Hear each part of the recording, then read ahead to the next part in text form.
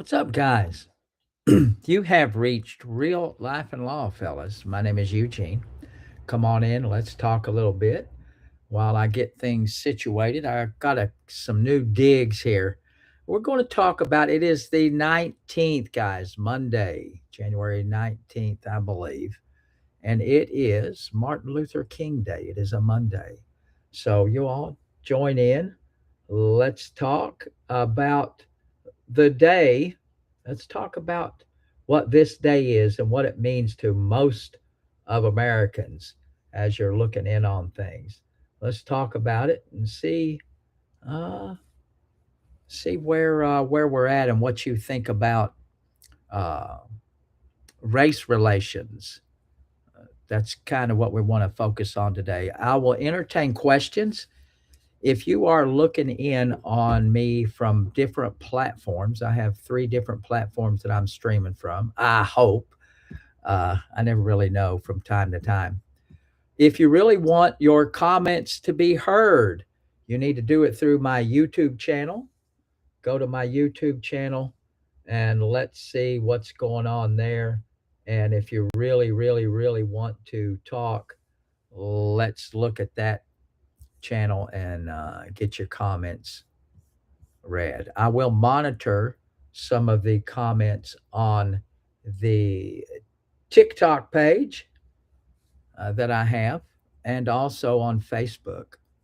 So and you can call 559 335 3331. Keep the comments uh, relevant without being nasty. We don't want to be nasty here. If you're nasty, we've got some moderators here that'll kick you off. And I certainly don't want to issue with any of my friends over on the TT. So, guys, tap. Well, I was going to say tap, share, and follow, but subscribe, guys, and let's talk about race relations. Again, my name is Eugene. I'm an attorney. And over the course of my life, I have been involved in a lot of different race related issues.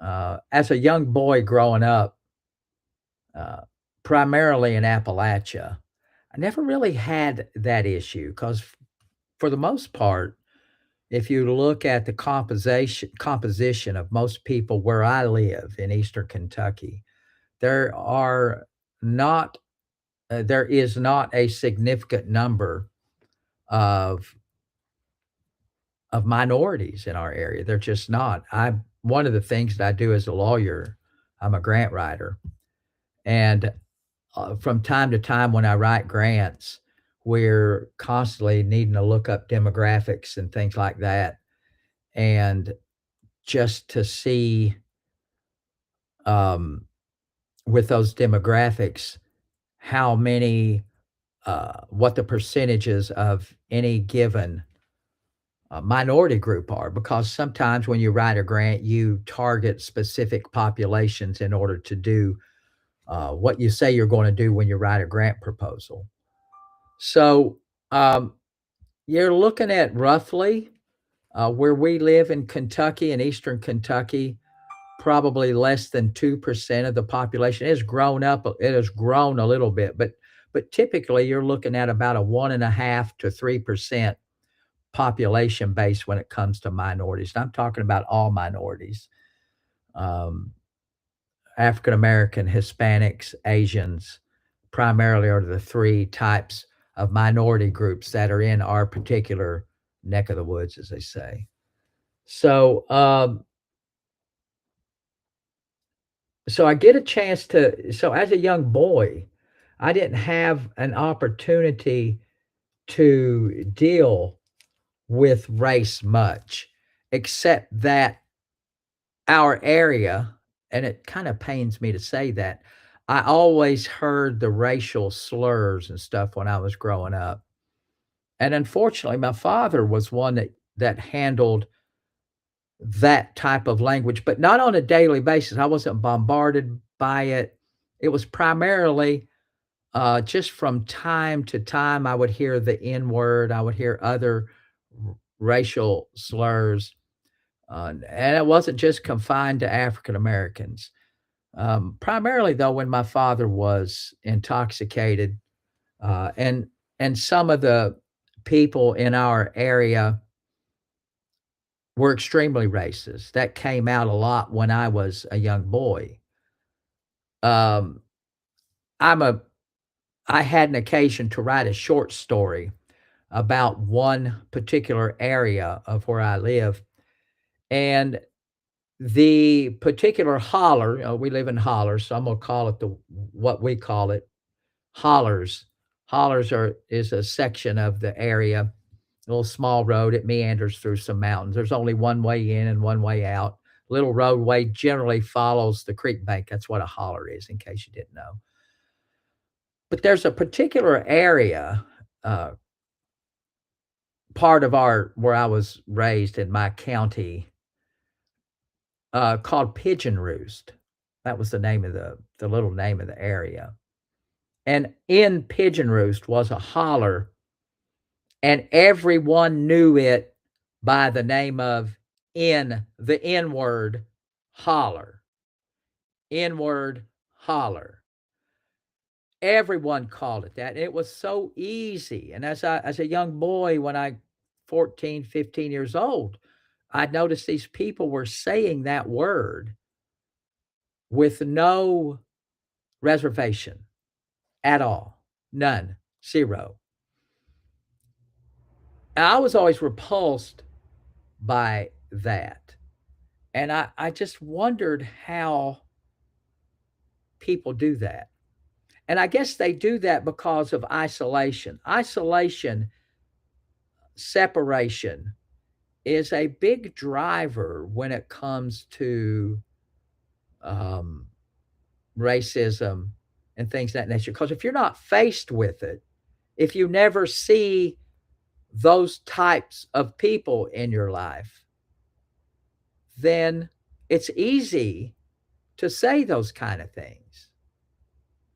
And I think it's just a cultural thing. I don't think most of these people, I will say this, most of the people I don't think are mean people. I don't think they're bad people. I just think that's the way they were raised. That was the culture. Uh, and it continued, particularly in our neck of the woods in Appalachia.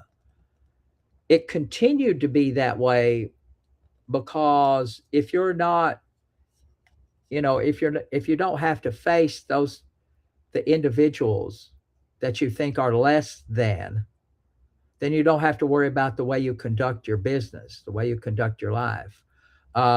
Equal opportunity in employment, for example. If you're a business person, you never had to deal with that because that population isn't around back in the day. They weren't there. And if they were, they probably weren't coming to your place to work, or you would maybe let it known that you didn't entertain hiring people that didn't look like you. A little bit of tea, guys. I ran this morning 95 minutes on the elliptical. So it's a different kind of thing um, when you're dealing with race. If you're never confronted with it, right? You can behave however you want if you know you're never going to come into contact with that thing that you do not like. Uh, and so it's a different world when you experience that kind of stuff. Um, so as I grew up, that's the way that it was. That's the way it was in my neck of the woods when it came to these kinds of issues. So just never had to deal with it until I came to college. Um, when I came to college is when I first became so I'll back up just a little bit. If you want to know. And guys, let's leave me a comment 559-335-3331. Just let me know that we are up and running. First off, let me know that we're up and running. Somebody let me know. You can call if you've got to share some of your experience about racism and how you view the changes from the time you're a young person. If you're in your 40s or 50s, odds are in our society today, you may not have had to come to terms with it the way that someone maybe over the age of 50, let's say, has had to deal with it. So let's talk about it. Um, talk about what you think, uh, how it goes. Ah, good. I got my chat up, guys. So I'll be monitoring the chat over here on TT. But if you really want your question addressed, you're going to have to come on over to YouTube and let's have a conversation. So, picking up a little bit and there's how I was exposed to race relations and racism when I first came to college. That was the first time, other than when we moved. We moved a lot. I consider that I was kind of a gypsy when I was younger. My father moved around a lot. He was a wanderer. Uh, and so we moved from Columbus, Ohio. We lived in Cleveland for a little bit, went down to Alabama. And so it wasn't that I never saw different types of people. I certainly did, but they weren't part of my life. They weren't part of my day to day. I certainly, as a young kid, had no African American or Hispanic or Asian friends because that population just didn't come in my world. Now, when I went to college, so when I went to college back in 1979, I came from Pike County, Kentucky, to Pikeville, Kentucky. Pikeville is the hub. It was one of the hubs of Eastern Kentucky. Now, there's a lot of what we would call small towns, but Pike County, Pikeville, Kentucky specifically, was a hub for this part of the country.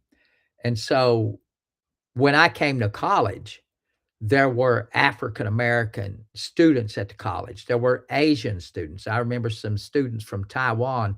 That's how I learned to play table tennis. Again, that's not to be stereotypical, but a lot of the Asian community at the university at the time it was a college, they have since gotten fancy and turned themselves into a university. Although I'm not sure the educational level got any better. In fact, I think it's probably stayed the same. I got a good education there. So anyway, the Asians, they were always cooked. What I remember about the Asians, they played the hell out of the ping pong, out of the table tennis, and they're always cooking food on the balcony, and it smelled. It was good. I love Asian food. Smelled all over, up and down the street, up and down the dormitory.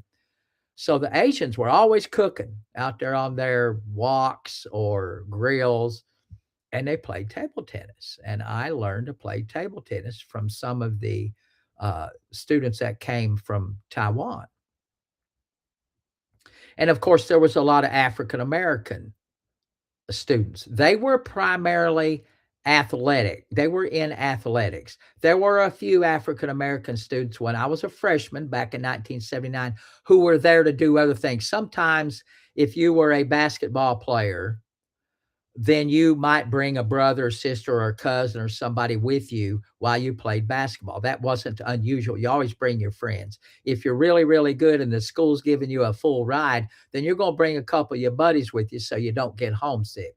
Most of the players that came into our area, most of the African Americans came from Columbus, they came from Georgia, they came from Alabama. HCU. Folks, come on and join me.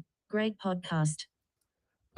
They came from Alabama, and I just got they came from Alabama and everywhere. Let me fix this bot here. I've got a bot. It's supposed to be on. So, oh, I bet you my headphones are not plugged in. Let's look at my headphones and get these puppies plugged in. So, a lot of the African American and Asian students, my exposure to race came as a result of that population coming to the college. And they weren't from around here. So it was kind of cool what I got from that population. What I got from that population and that time back in 1979 was, I'm sorry, guys, I am eating a little bit. I know that's rude, but I'm trying to eat quiet food. I told my wife today I was going to eat me some quiet food. Back in 1979, so when I came to college, being exposed to a multicultural situation, that was the first time. So I learned a hell of a lot. It wasn't as frightening a thing as what I had heard and was led to believe when I was a young person. So you go from there and all of the people that came there. So the influence that I noticed among the community, we were kind of isolated. Our college community is very small, very isolated. And that is where I learned a lot of the barriers that other people had tried to put up in my head regarding race had begun to fall down and collapse. And that's what happens. If you think a certain way and you have never been exposed to any kind of thought or been confronted to challenge your thinking, then you're going to continue on your ignorant ass way. But when you're confronted with those kind of things, then it's a whole different kind of ball game. And when it came to race and those kind of relations, uh, it was a different kind of thing for me. So, guys, tap, tap, tap, tap, tap. I don't know what's on with my headphones other than maybe they're not on. So let's see if they're on. So that way I can hear the comments. Guys, you can participate. I would love to have you participate. And we'll talk about some of the meat of race relations today and how we've evolved, I think we're on, how we have evolved as a society. So, guys, tap. Let's get on with the comments. Thank you very much. Someone sent me a question, guys, or a comment. Thank you very much, guys. Let's get the comments going. I'm not paying attention much to the TT because I'm trying to get everybody. If you really have a comment and you want to participate, you have to come over to my YouTube channel. So, going to college was certainly an eye opener for me. It was certainly one of those events in my life that was an eye opener for me. Um, and I began to see a lot of things differently. And I'm not throwing shade on my hometown. I don't. Last time I started talking about my hometown, my sister got her panties in a wad because I posted some clips on social media and she didn't listen to the whole clip or the whole clip wasn't uploaded. That was my fault. So every time I talk about my hometown, it tends to get people's panties in a wad or underwear in a bunch. So I'm certainly not saying that everyone in my community was eat up with racism. That wasn't the fact. It was ignorance. I don't call it racism. I call it more to do with ignorance. Because if you're not exposed and you're really isolated, our part of the country is very isolated. And it's only been the last 25 years with the advent of roads, big highways, and commerce coming into the area where you have an influx of different types of people and culture.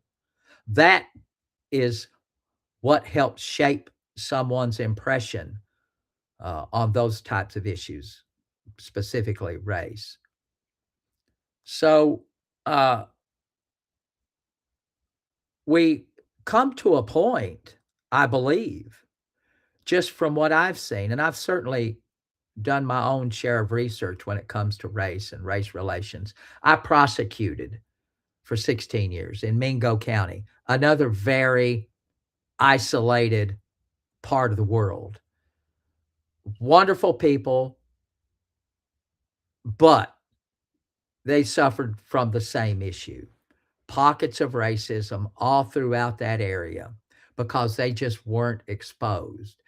And for the younger people, when they're exposed, your barriers, you begin to start questioning what you've been told.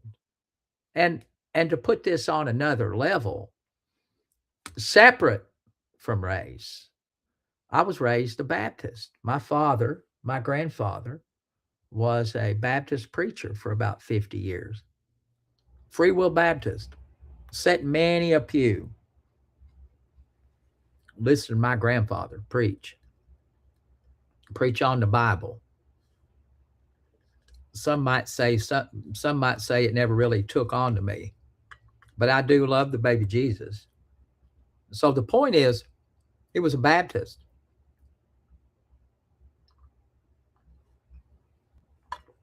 When I when I went to college, I fell in love with my wife, my current wife. She was a Catholic. She was raised Catholic. In the mountains, if you're a Catholic, you might as well be nothing because you're not viewed upon as Christian. And there's a lot of narrow minded religious people out there that believe that they're the only ones that hold the key to salvation. And I just don't believe that's true. I don't believe we have a God that would be so narrow minded as to exclude a whole bunch of people that believe a different flavor of religion. So here I am with my girlfriend at the time, who's soon to be my wife, and she was a Catholic. And I had heard my father talk about Catholics, and I had heard other people talk about Catholics. And I was confronted with a lot of bigotry, and that's probably the wrong word, but I think you can be a bigot when it comes to religion. I was surrounded by bigotry. This Eugene? She said everything is included, down to taking a TV off a mount. Well, I am live on my YouTube channel. This is She my said daughter Elizabeth. This is the kind of stuff I do, guys. So my she daughter, says she provides the dollies, they provide the blankets, the furniture bags. She said you don't have to lift a finger. They will unload and load it and put it back. She said the only thing they can't do when they take the TV off, she said they can't remount. But that's fine. I'll mount your TV. well, that's fine. So that's fine. Let me talk about it or think about when I get off here. Won't you do me a favor, monitor this and look on my channel and see if everything's working. All right, but yeah, that one was 6:05 for 4 hours. All right, baby. Love you. I love you. We're moving our condo. Sorry for that. So my father, I'm gonna pick up on my story.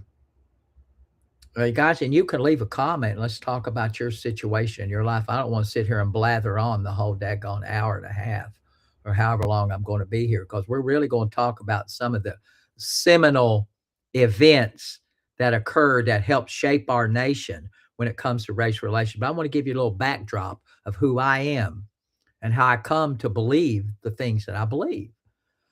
So we're on religion now. My father, again, had been raised with his father and a lot of old antiquated thoughts about religion and who the hell's going to go to heaven and who's not and all of that. So when I told him I was dating my wife, Marianne, at the time, who when I told him I was dating her, I told him she was a Catholic because I knew that was a big deal to him. I knew that would be a big deal, even though he wasn't a real godly man. I knew his upbringing, and this is how how you as a parent can really screw up your child by putting a lot of narrow-minded thoughts in their head about certain situations. So my father was raised by his father, who was a staunch Free Will Baptist minister, but most religions have a pecking order. They all got a pecking order, which I think is horse shit. However, among the pecking order of most religions, as I see, Catholicism is on the lower rung of the hierarchy, particularly when it comes to Baptist and certain flavors of Baptist. So when I told my father, he was taken aback. He was honestly taken aback that I was going to bring a Catholic into the house. And his words were, and my mother joined in, your grandfather will roll over in his grave. They actually said that to me. And I said, well, that's okay if he does that. But I think you're wrong. I told my father, I said, I think you're wrong. Because I thought when I first went to Catholic Mass, because I heard all of the bullshit. They don't pray. They pray to Mary. They don't pray to God. They don't, they have a different Bible. All of the stereotypes I heard. And when I went to church with my wife, again, back then, she was my girlfriend, none of that was true. None of that was true. They pulled out the damn Bible. I said damn Bible, so y'all don't bless me out for that.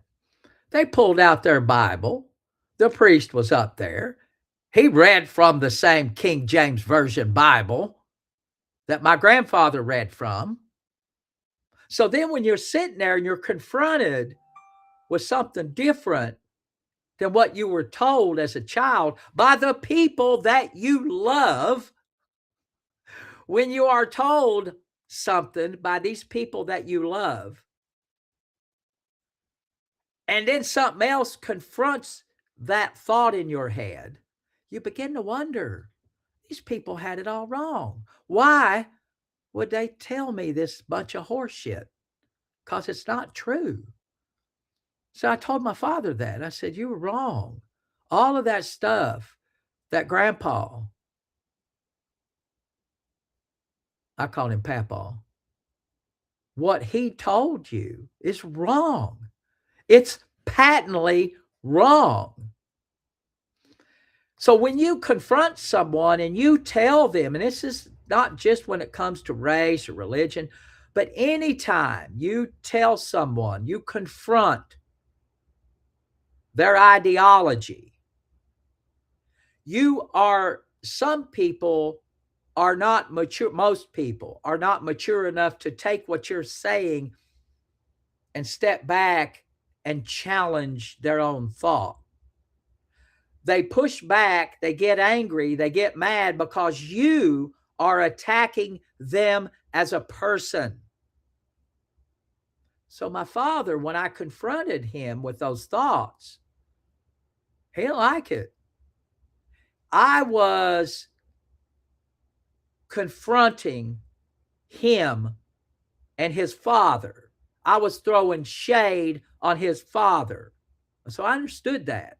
By that time, I'd well into college, had studied a lot of psychology, and I'm not a psychologist, but I promise you, I understand human behavior. I've studied a lot of it. I've seen a lot of it. So I understand. I wasn't angry at my father or my mother, but I could understand why he was angry, because I was throwing shade on his father. I was disrespecting him and his beliefs. And then some people will think when you come to town with a new belief, they think you think you're better than they are. You are challenging everything they have been told. So I just told my father he was incorrect. He was wrong. And his father was wrong. Probably not the best way to say it, but there's no other way to say it. When you got to say something, gosh damn, you just got to say it. So we fast forward to the wedding. We had a wedding, had it in Williamson, West Virginia, little Catholic church there.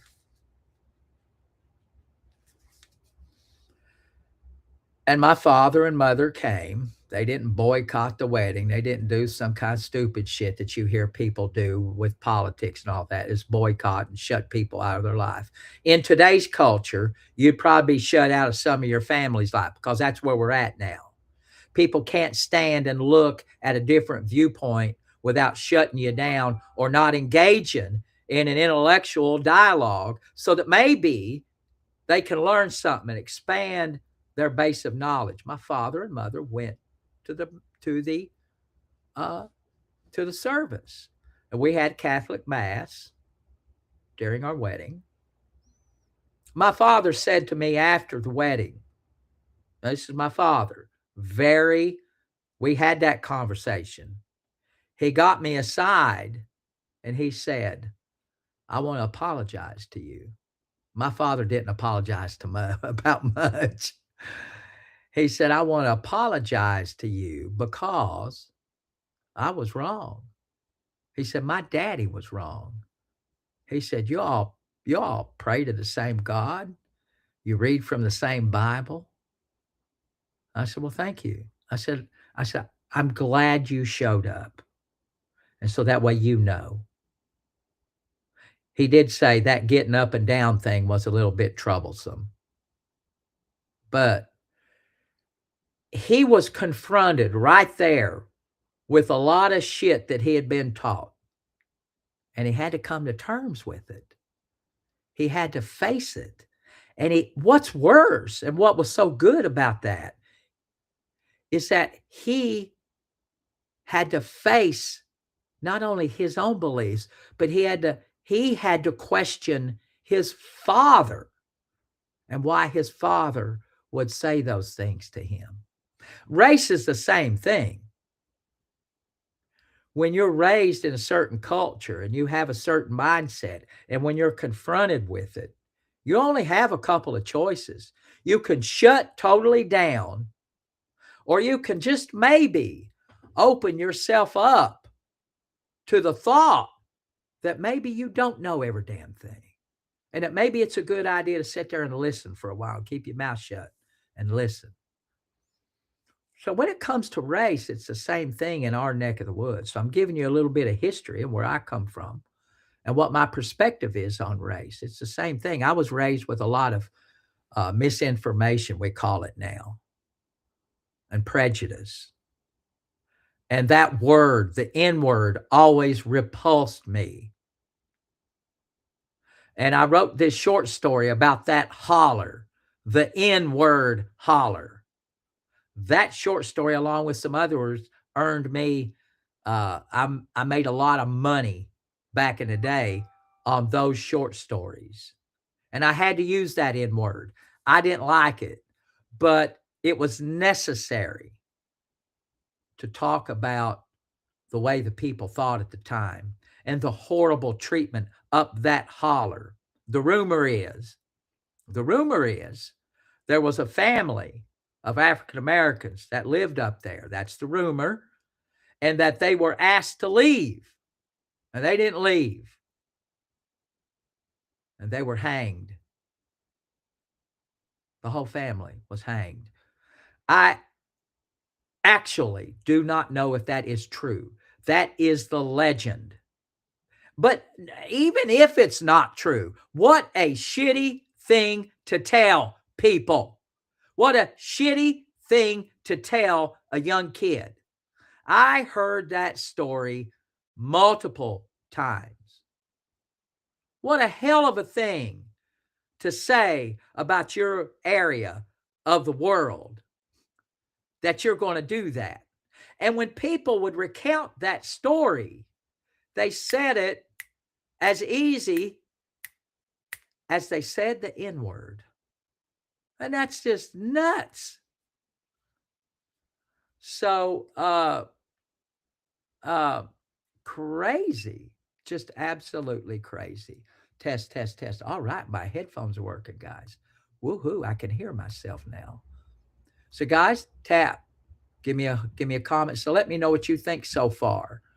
So that's where I'm at when it comes to the race relations and how I began my developing. my own thoughts about race relations and things like that. Because people can be nasty and mean and ignorant. Ignorance is a horrible thing. If you raise your kids around ignorance, by God, they're going to be ignorant. They are going to be ignorant. So, test, test, test. Yeah, I think I hear myself good. So that's kind of how I developed a lot of. And so then when I came to college in '79, I was confronted with a lot of these things. And I played basketball. I was a dirt court basketball player. I was a dirt court player, and I played with some African American guys. One of my best friends taught me. I had some no name shoes, and he came over and befriended me. This black kid came over because now he was making fun of me because I had some no name Keds back in the day. If y'all remember Keds, um, some no name Keds, and he made fun of my shoes, but he befriended me. He saw me and he liked the way I played, and he encouraged me to get a better pair of shoes. So I got a better pair of shoes, and this is during tryouts. We tried out. I made the one of the last people to be cut, and so from there, we hung out together. Had another friend that I had known from college. He took me out to his home. He's an African American kid. There's a section of our town called the Bypass, and historically, the Bypass was segregated. That's where the African Americans lived, on the Bypass.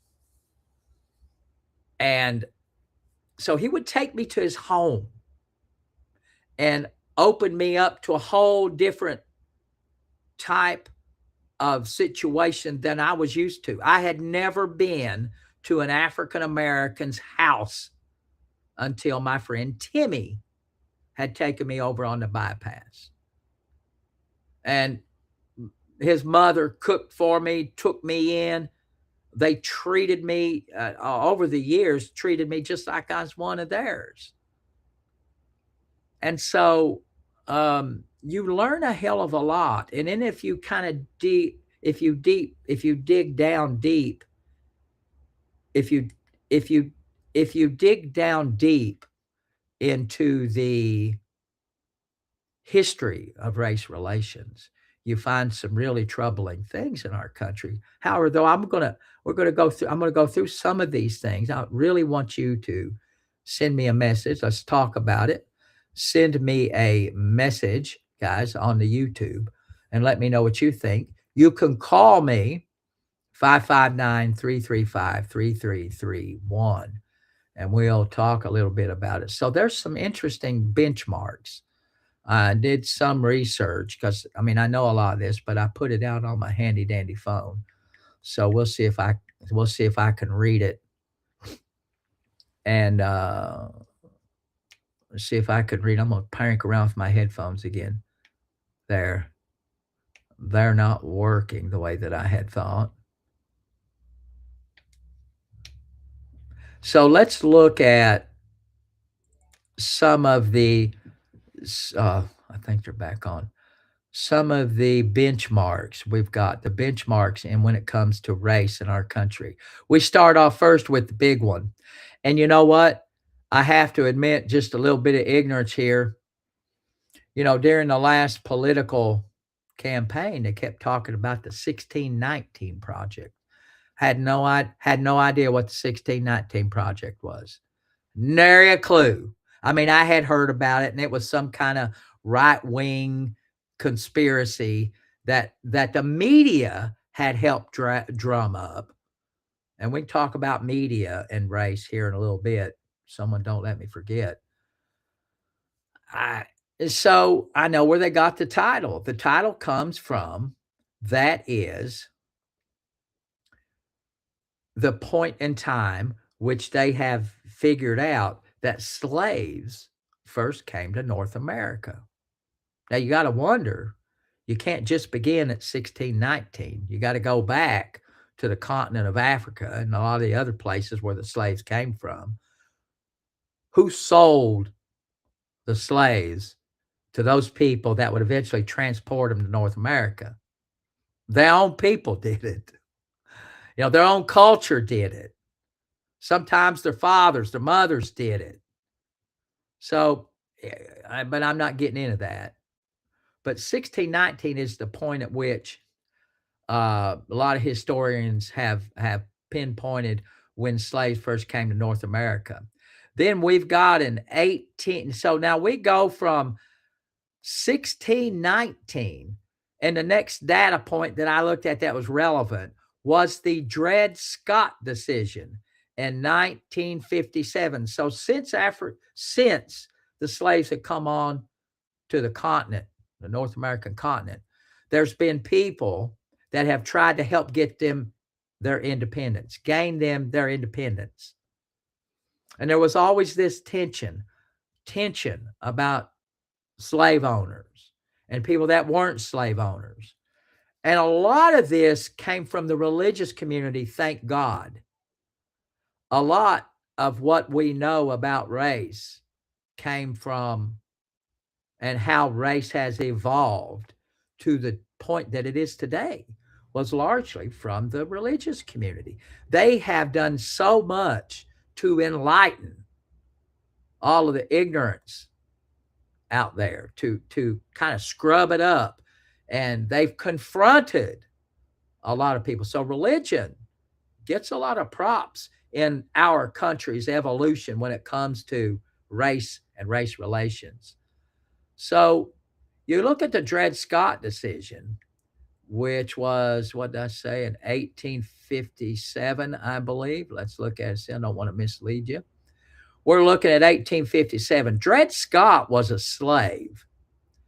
And I think his handler, he might have been an indentured servant, but I think he was a slave. I'm pretty sure he was a slave. So back in our culture, we had indentured servitude in North America. We also had slaves. Indentured servants were on a little hierarchy. If you were an indentured servant, you got to come to this country and you had to work and earn your freedom. Being a slave was something totally different. So I don't want you to get mad. Don't want you to confuse things. So Dred Scott had petitioned the court for his freedom. And the Supreme Court says, no way. No. African Americans do not enjoy citizenship in this country.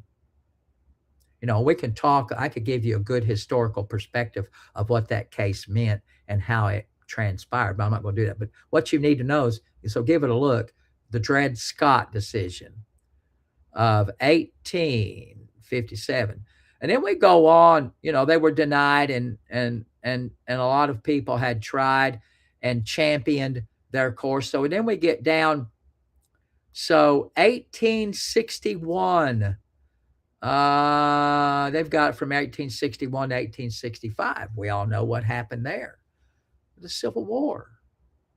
The Civil War was largely fought because of slavery. Wasn't exclusive to slavery, which a lot of historians will say that. A good, honest historian will tell you it wasn't totally about slavery, but that was a huge chunk of it. It was really about economics. The South liked all that damn free labor. Let's just be frank about it. The North didn't like the South having the advantage of that free labor. And they didn't like it. So that was really the initial tension and the pushback. But anyway, it evolved into a decision on slavery. Ultimately, we ended up with the Emancipation Proclamation, which was a proclamation. It was a statement issued by our then President Abraham Lincoln, which basically held that blacks in America were equal to whites. They were equal to everybody else. Imagine that. We did that I can't remember the Emancipation Proclamation was sometime before his death. I don't have the exact date here, but you're looking near the end of the Civil War. Uh, and so we go from there until it was in the 60s. Let's look and see what we've got. Ah, we have, I forgot about this one. So in eight, this is an interesting case. If you don't read any other case, I remember this from law school. If you don't remember, if you don't do any, if you don't read any other race related case, there are two cases. This one here, Plessy versus Ferguson, and it occurred in 1896.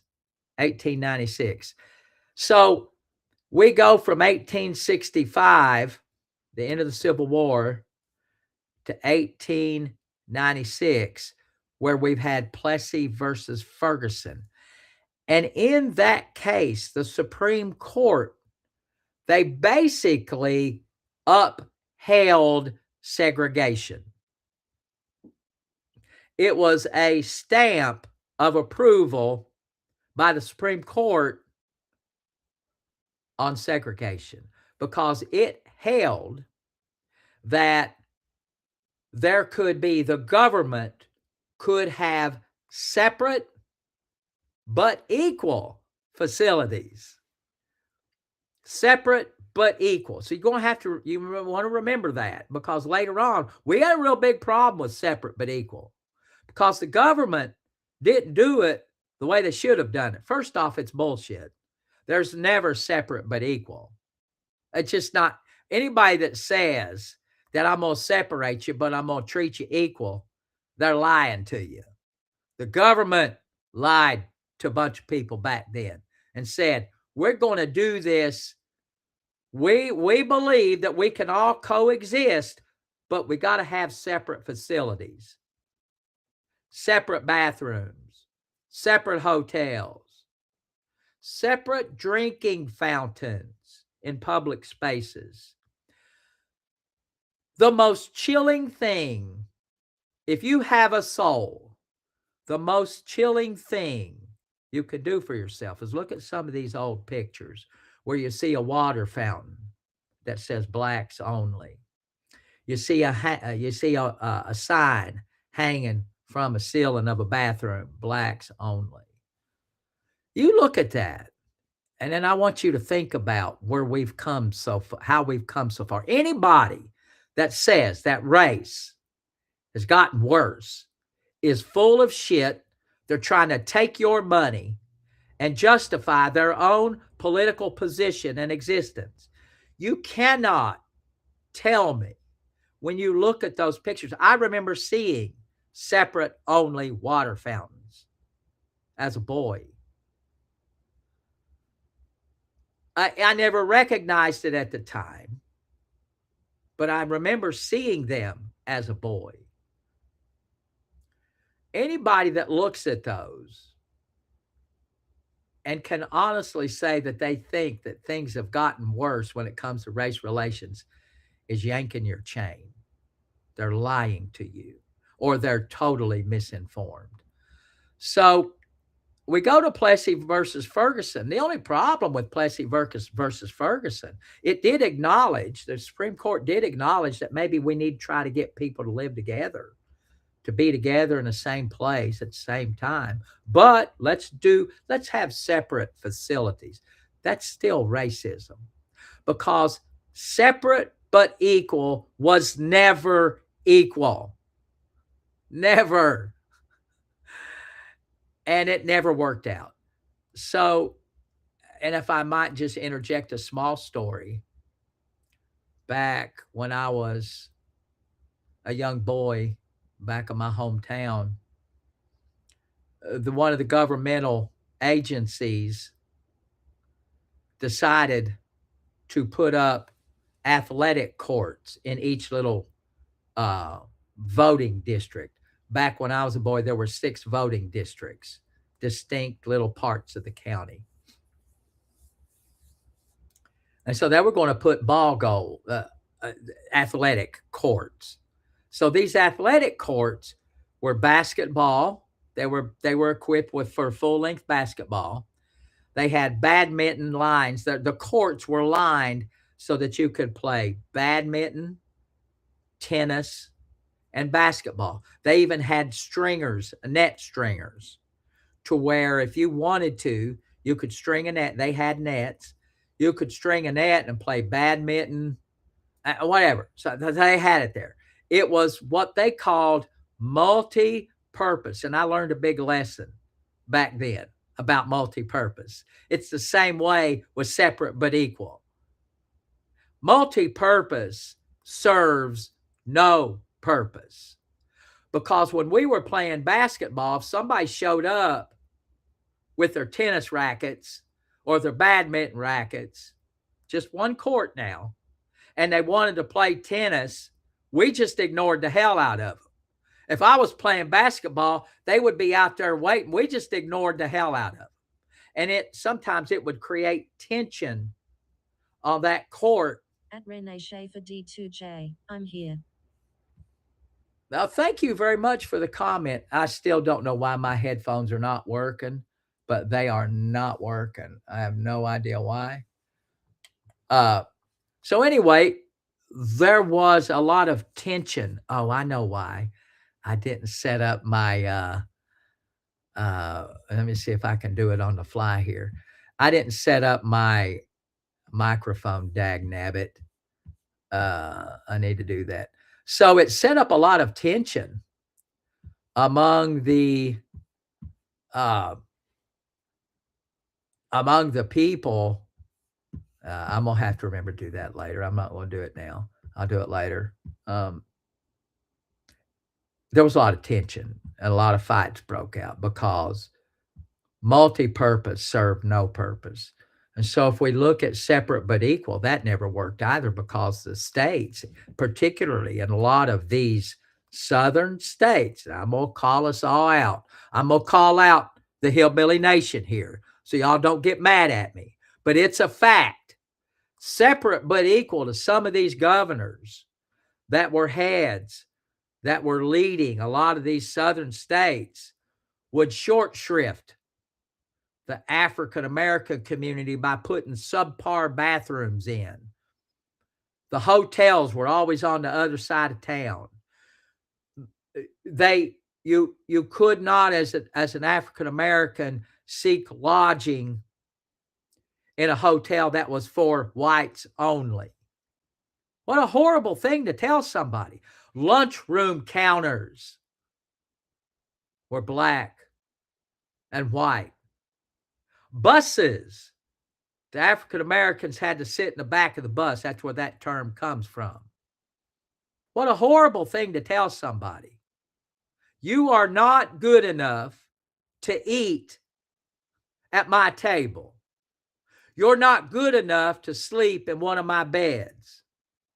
You're not good enough to drink from the same fountain. We might get a disease or some kind of cootie. All right, remember back in the day, the cootie protection.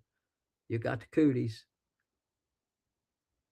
So you look at all those things, and Plessy versus Ferguson gave the states permission to separate everybody as long as you provided equal accommodations. And that's where they dropped the damn ball, because they didn't give two shits. They didn't care. Some of these governors, and I'm going to call out George Wallace. George Wallace ran for president in the 70s, but he stood right there on those damn steps of that school building. Prevented that poor little girl from going into school. And we're going to talk about that here in just a minute. So Plessy versus Ferguson, while the Supreme Court acknowledged that we've got a problem, but they thought the fix was just to give them their little slice of pie, and maybe they'll go away. Let's give them a little token, calm them down, make them feel better, because they got their own. Who wouldn't want their own water fountain? Who wouldn't want their own lunch counter? Who wouldn't want their own bathroom? Shit, the Supreme Court probably thought they was doing them a favor. That's all nuts. It's nuts. So we fast forward. It never worked. Plessy versus Ferguson um, was a horrible pronouncement. But what it did do, like I said, is it allowed a lot of these states to have cover and hide behind the fact that, we'll be okay as long as it's separate and equal. But it wasn't equal. It wasn't equal. So we go from there to 19, no, 1896, 1909. Big thing in 1909 was the formation of the NAACP. Now, I'm going to say just a little bit about the NAACP. It was a landmark organization. They did a lot of the heavy lifting when it comes to race relations in our country. It is undeniable that they did a lot of the heavy lifting, and they need their props. However, over the past 30 to 40 years, they are put in a situation where they have to justify their existence. And I believe this. It's just like a union. So I'm going to look at the NAACP as a union because they are an organization designed to represent and advance the concerns of a group of people. That's what a union is. Except that you don't have to pay dues to the NAACP. They are there to champion the cause of the African Americans. That's what they were designed to do. Just like a union. A union is designed to advance the position of people that belong to that union. Now, back in the day, unions were wonderful. We had horrible work conditions in our country, particularly when it came to kids. Horrible work environment with kids. There were no laws, no rules. So with the advent of unions, the worker got representation. They had a seat at the table. Collective bargaining and all of that. Well, the NAACP did that. So those two things, unions and NAACP, over time, the better they did at their job, the more successful they were at their job, their usefulness begins to run out. Isn't that crazy? The more success that these organizations have become, they have to remain relevant. And so today, both these organizations maintain their relevance by doing and engaging in shady behavior. So I'm going to call them out. Shady, unethical behavior. They've lost their mission because mostly, now, are we done as a society for race? No. But it's a hell of a lot better than it was in the days of the water fountains, the separate but equal. Whole lot better. Objectifiably, it's better. Unions were wonderful when they first started. Workers now are in way better position than they were 50 years ago. So, but what happens is as things get better, these organizations that are getting money to do what they do run out of a mission. So now when it comes to the NAACP, you got people like Al Sharpton. And it used to be Jesse Jackson. All of these people. You look at Maxine Waters. And now you look at this new brand of race baiters. AOC, the Squad. All those are politicians of color. Their mission now is to maintain their relevance. They have to continue to look for racism in order to get money. That's what that game is about. I'm not saying we're perfect, but they now, everything is viewed through the eyes of race, and it shouldn't be. But see, to maintain their relevance and their stature and the money that they get, they have to constantly be justifying their existence. Unions are the same. The more successful they are at their job, the less of a job they have to do. And over time, they have to try to cultivate work. When you have an organization like the NAACP or any union, and they have to cultivate their existence, you're going to have a problem because they'll look for it even where it isn't. And then they'll use that megaphone and they'll make people who don't think, people who are geared just to look at things one certain way, they cater to that person and they blow it out. And it's not right. So we go from Plessy versus Ferguson, just as a historical perspective, guys. And I hate it that I'm talking so much, but let's do this. I think it's important. The next piece of legislation is in 1954, and I love this.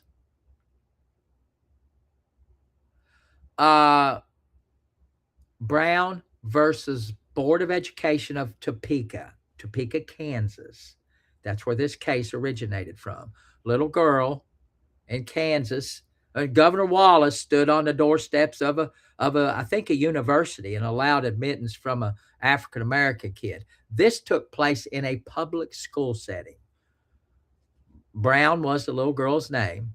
The Board of Education of Topeka. I think there were several named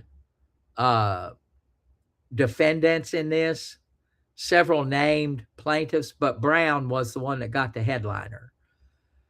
She was a little schoolgirl. All she wanted to do was go to school. Now, to be fair, I think some people were trying to push her and push her family to be a representative plaintiff.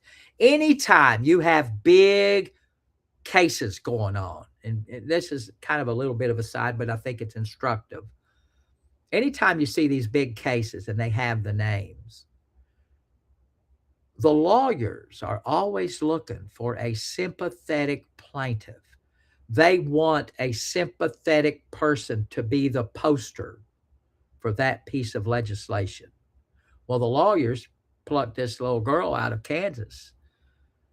She had filed a lawsuit, or I guess they may have encouraged her to file a lawsuit. So she was the poster child for not being able to go to school. And it challenged that separate but equal notion. Now, a bad thing that came out of that later on, and I'm not going to go over that, was the busing. Desegregation of the schools was what the Brown versus Board of Education, and it challenged the separate but equal notion. It challenged it. It said, no, that shit ain't working. The separate but equal is just bullshit because these people are suffering. The quality of education they're getting is subpar. We just can't have that. So Brown versus Board of Education was a seminal case when it comes to race relations. And then we went on into busing. Some of these towns thought it wasn't good enough, so they started implementing busing programs. That gained a lot of favor in the 70s, the late 60s and the early 70s, to try to integrate. We talked about integration. Integration is good. Integrate, but it shouldn't been. The problem with integration was the same problem with the separate but equal. It never worked because it forced people to do something that maybe they didn't want to do, even though it might have been good for them. That's not the way to do it. is to force people. Now, sometimes you got to force people to take a little bit of medicine until they recognize that that medicine is is pretty good for them. And I think we're looking at Brown versus Board of Education in the whole scheme of things, and then on into the busing. I think the busing, by and large, was an idea conceived by a lot of liberals who did not want it. I mean, our president, Joe Biden, is on record back during all this shit of not wanting his kids to go to school with any black kids. But that was the I'm not throwing shade on Mr. Biden. But that was the culture back in the day. They pushed back against that busing. They didn't want it. And a lot of African Americans didn't want it either because, hell, they were having to bus themselves 2 and 3 hours so they could sit the ass in a school seat, which wasn't productive either. So the busing thing wasn't a good idea. I think the philosophy behind it was laudable, but the practicality of it sucked. And that's why it ultimately didn't work, because it was impractical. Anytime you have a structure, a way of doing things, and if you're trying to change your culture and you change from one system to another, if that system is cumbersome, if it's not easy for people to buy into and to participate in, it won't work. If you're changing culture in your office, or you're changing the way, even in your family, you've got a certain way of doing things as a family. And when you begin to institute like a diet program and you're getting everybody on board the diet train, if those things are not easily accessible and easy for everyone to participate in, it won't work. So the busing, while it might have been a laudable idea, was unworkable because it was impractical. And so it didn't last long. It's one of those things that sounded good, but the practicality of it was bad. So we go from the 1954 Brown versus Board of Education. And the next biggest thing, and this is a huge uprising, was in 1954. Also, let me see, I'm going to get my dates right. 1955.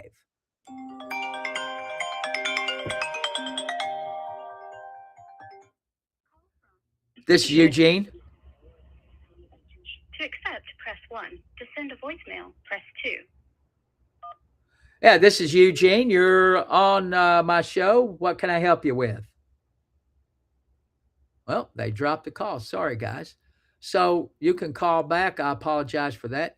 So we go to 1965, right after Brown versus Board of Education. So Brown versus Board of Education got a lot of people's hackles up, especially in the South. Got their hackles up. They did not like it. They did not want their precious little kids going to school with some black kid. They didn't want it. So there was a shit ton of pushback in the South over this decision. And so we go, one of the greatest unfortunate social issues, social events, was the murder of Emmett Till.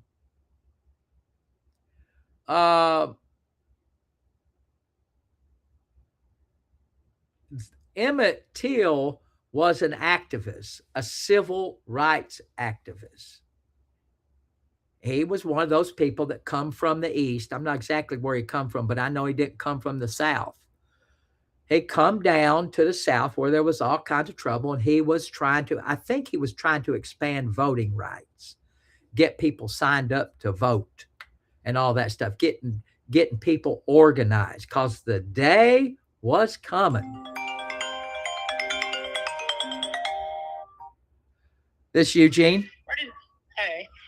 Yes. Hey. CPS just showed up. What for? So they had a report of child abuse. What? Won't tell me who the report came from. I said, I don't even have people here. I said, I don't have friends here. I said, well, I need to do a welfare check. The police may have to show up. Well, that's fine. I have to interview the children. Can I come? I thought it was a solar panel salesman. I was like, no, I'm not interested. She was like, no, I didn't hear her. So then I walked out to the front door and I saw a flyer and it said family services. I was like, what? And she was like, oh, I'm so glad you came out. I said, well, I thought you were a solar salesman. That's why I didn't answer the door. And she was like, no, we got a complaint and I have to do a welfare. Well, that's fine, honey. It's somebody probably in that little neighborhood, or could have been I somebody. think it's Kat. Well, Kathy drove by right after she pulled in. Yeah. Yeah. So Why just did you say abuse? when is she having your live? So sorry about that. It's all I right. mean, I just wasn't. I was like, this has never happened before. So I just have to did she come through your house and everything? Oh yeah. She followed me step for step. She said, "You have a beautiful home. Your house is very clean." Yeah, beat them into cleaning the baseboards. I guess I don't know. So what did she say? She's interviewing Carter and then has to interview Millie. Oh, that's fine. Shut the door and everything. I was like, "Is that allowed?" Do what? I said she went in their rooms and shut the door. Well, that's fine. Yeah, well, they do that. That's fine. So that's fine. Just leave it on. So she's already conducted her interview. She's doing it right now. Okay, just relax. I'll holler at you here in a minute. It just was very unexpected. Well, it's probably someone that same old bitch down there. Pardon my language, guys. Good job. Thing I ain't whipped the kids in a while. Huh? It's a good thing I ain't whipped the kids in a while. Oh, cut it out. You're allowed to discipline your kids, but for somebody to do something like that, that's mean. But that shows you what those people are like. Mm-hmm. That's all right. We'll deal with it. Holler at me later. You're good. All right, love you. Bye. Yeah. So let's go. That was unfortunate. See, but you never know what you're going to get. When you come onto one of my lives, you never know what you're going to get. So we go and she's in Florida. So my daughter would never do anything to her kids. So anyway, we move forward, guys, and that part will probably be edited out. We move forward to 1965 with Emmett Till. And then we go down to the 1960s. So things are moving. We went 100 years and didn't have an issue in our country, but things were moving back in the 60s really quick. We had the sit-ins. College kids staged these sit-ins. And then after the sit-ins, we're looking at the Civil Rights Act, and it banned discrimination in public accommodations, lunch counters, things of that nature, and employment. That was a huge thing, the 1964 Civil Rights Act. That was done under President Johnson. That was his hallmark piece of legislation after the assassination. Of course, the turbulent 60s. You had the assassination of Dr. Martin Luther King. You had the assassination of Malcolm X, Robert F. Kennedy, John Kennedy. I mean, all of them. It was a horrible time. So again, when anybody says to you that this is the worst times for race in our country, that's bullshit. That's somebody that's just trying to take your money and promote some kind of phantom grievance. You got a bunch of grievance hucksters out there. So we had the March on Washington so I skipped ahead. I'm sorry. 1960 was a sit-in. We have the March on Washington, which is 1963. That's where the famous "I Have a Dream" speech took place. Right there in Washington, D.C., at the Lincoln Memorial, the Washington Monument, on the Mall. They call it the Mall. Mall, for those of y'all don't speak hillbilly. So that's where the I Have a Dream speech was. And that further ignited the change, the need for change. And so that's where we had the legislation with the Civil Rights Act of 1965. Now, did it end discrimination in the workplace? No, it didn't. Did it end discrimination in public spaces? No, it didn't. It took a while for people to become confronted with the reality that they had to change the way they think about race. All of these pieces of legislation never flipped a switch and things turned into good times. No. What these pieces of legislation did was it allowed for people to be confronted with the reality that we were changing as a society and they need to get on board. So that's what that's what any legislation does. You talk about these new laws that come out. It takes a while for that shit to percolate out into the regular, out there in the regular rest of America. We had the Voting Rights Act in 19.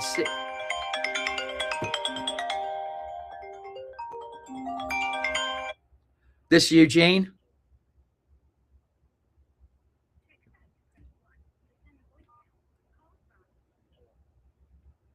This Eugene. To accept, press 1. To send a voicemail, press 2. This is Eugene. Eugene, you don't think it's an idea to have the mom record the CPS lady while she's there interviewing? She's probably already doing that. Okay. She knows. Right. Well, I am a lawyer, so she knows that. Yeah, those people they're just some of those people they don't tell the truth, you know? Oh, I know. Well, it doesn't matter. I ain't worried about what those kids will say. We're good.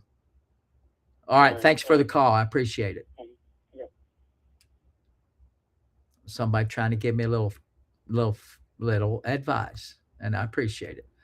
So we go, guys. Again, we're back into the 1964, the Voting Rights Act, or 1965 Voting Rights Act. Now, when I'm reading all this stuff, as I'm reading and I'm doing my research, there's a lot of these things I know about, but when I start reading and I just think about it, like we had to be told that we can't put up barriers to get people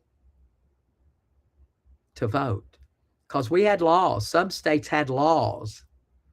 They called it Jim Crow laws, poll taxes. There were certain barriers that states put up that didn't allow minorities to vote. And so what Supreme Court says, you can't do that. You cannot make an unreasonable restriction on someone's right to vote. If you're a U.S. citizen, you've got a right to vote. And there can be no unreasonable restrictions placed on that. Now, again, so we're going to look at what's been done today. You get a lot of these race baiters and race hucksters talking about ID laws as a restriction, an unreasonable restriction on someone's right to vote. That's just nuttiness.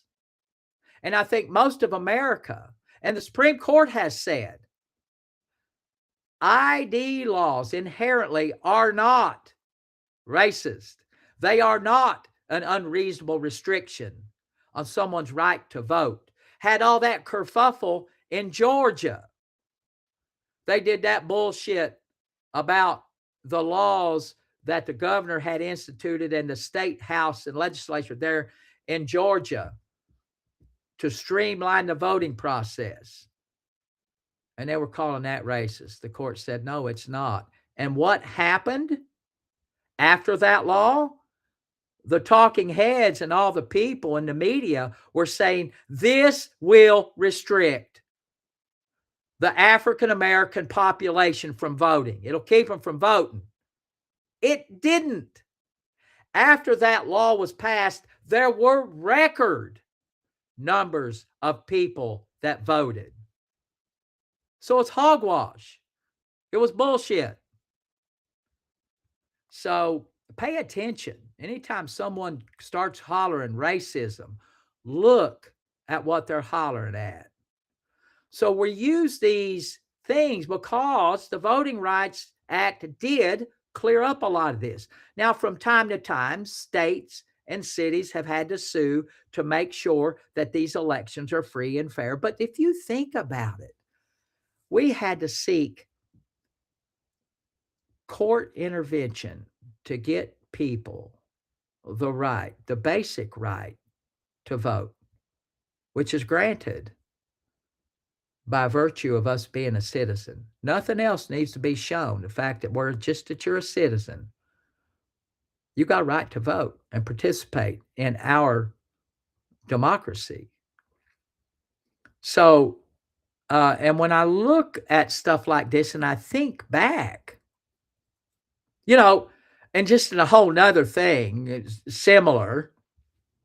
I was doing some research on credit. It's only been since the 70s, which blows my mind. The 70s that women could get credit cards in their own name. I can't remember the legislation. It might have been in 71 or 72. But before that time, they couldn't get a credit card in their name. That was a problem with a lot of divorce action. Women felt like they couldn't get a divorce because they were not allowed to get credit in their name. And if you think about it, you're going back to the 70s, a hellfire. I was 10 years old in 1970, 9 years old. And women could only get their credit card then. It's nuts. So if you look at the Voting Rights Act, 1965, voting rights. I mean, it's just amazing how we've come. And of course, then now we're looking at some of the stuff now to present. So that's just a kind of a short summary of how we have come along. Now, there's always been challenges, and there's going to continue to be challenges.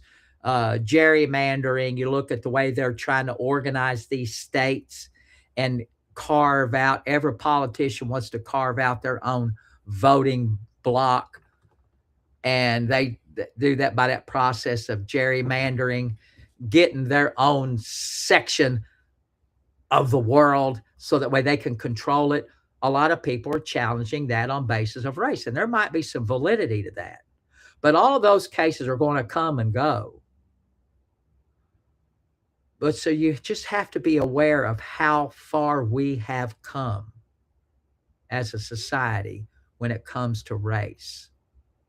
And what I would challenge you to do is to open your mind up when it comes to things like race and be more open to this type of stuff and see what happens. And, you're going to find out that things are a hell of a lot better than they were 40 and 50 years ago, as when I gave this summary of what we've been through as a country. And just today, you'll see people on the news on this day of Martin Luther King Day. You're going to hear a lot of people, a lot of talking heads. They're going to be on your TV talking about that it's the worst in the world. It's the worst time ever. And that's simply not so, I don't believe. Empirically, it's not so. You can look around. I want you to tell me the last time you saw a water fountain that was designated black or white. Look at your workplace and see how diversified it is. Look at your schools and see how diversified they've become. And I think that's a good thing. So, guys, I have mostly talked my damn mouth off. I appreciate you listening. Drop me a comment, fellas, and let me know what you think about this podcast. And I'm going to be back on here probably Wednesday. I'm going to try to get on a Monday and a Wednesday. and put some video out. So, guys, I think things went well except for my headphones. I'll fix that. I know what I did wrong. But, guys, thank you very much. I really appreciate you. Subscribe, take a look at my channel, look at my things, and look at my videos. Get me some watch time. I need that. So, guys, listen. If life and law collide in your world, and it will, if you live long enough, your life and law are going to collide. And when it does, you got to get you some help. Go to somebody that knows what the hell they're doing and try to get you a plan and work your plan. And it wouldn't be a podcast if I didn't give a shout out to my friends at the Lanier Law Firm. Take a look at them, a great bunch of guys. I am proud to be associated with them. We're doing all kinds of things and representing individuals that's been injured because of asbestos exposure. If you've been diagnosed with mesothelioma, if you've been exposed to rock dust and got yourself a good case of silicosis, give me a holler. And don't forget the automobile accidents. If you get all fouled up with an automobile accident, give me a holler. That's what I'll say. This is Eugene. Hi, Eugene. This is Stephanie from Rate.com, formerly. Oh, Stephanie from Rate.com. A robocall. So, guys, listen. I've already given my commercial. If you have an issue, drop a comment, send me a message, book a damn call, and give me a holler. Guys, until then, until the next time, I am going to get out of here, and hopefully you all have a good rest